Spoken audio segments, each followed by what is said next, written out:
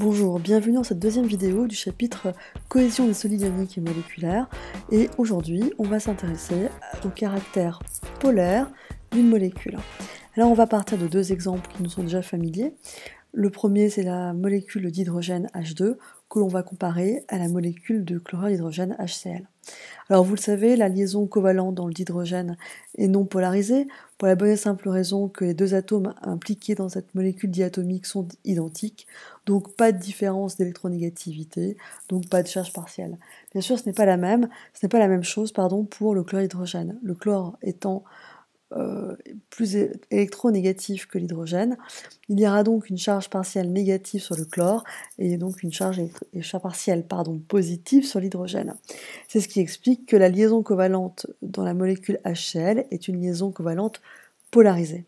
Alors, à rappeler que dans les deux cas, que ce soit la molécule H2 ou HCl, les molécules restent électriquement neutres.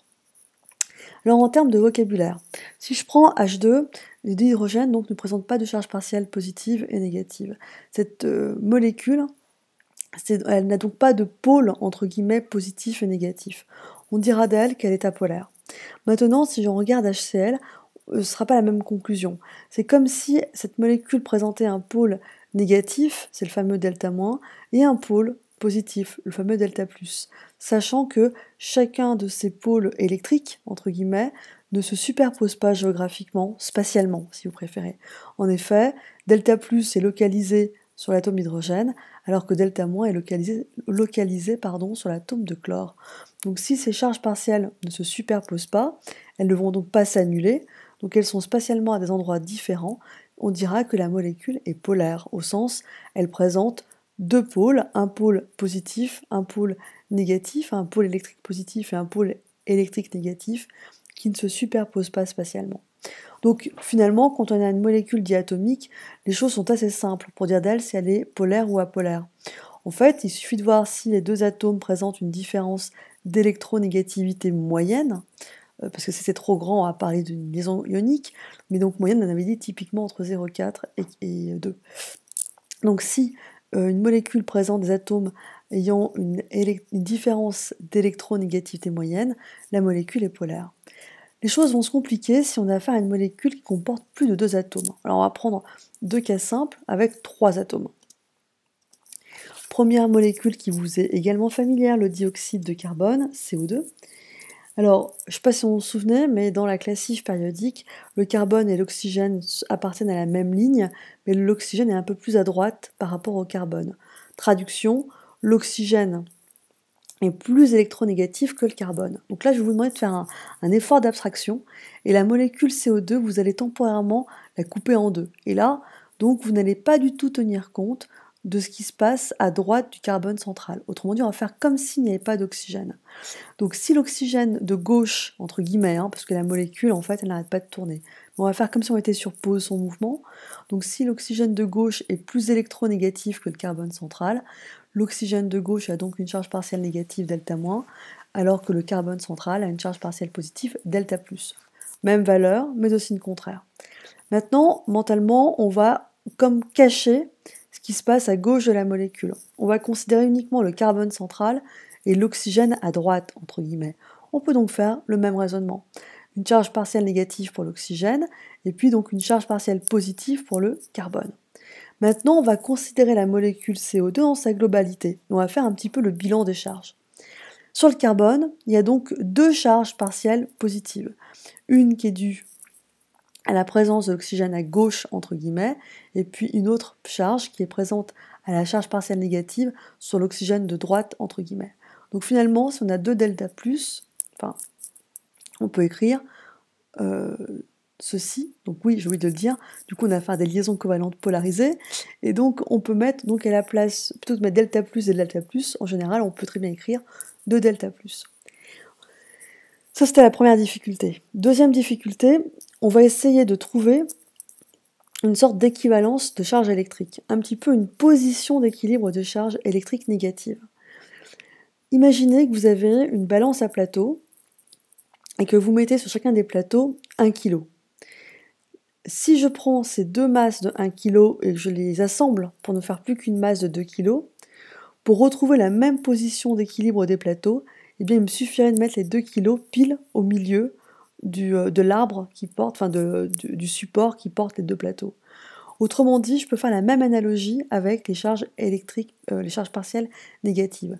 Que je mette, pardon, que je mette une charge partielle négative sur l'oxygène et une autre sur l'oxygène de droite, eh bien c'est comme si j'en mettais deux au milieu, pile poil au milieu de la distance qui sépare les deux oxygènes.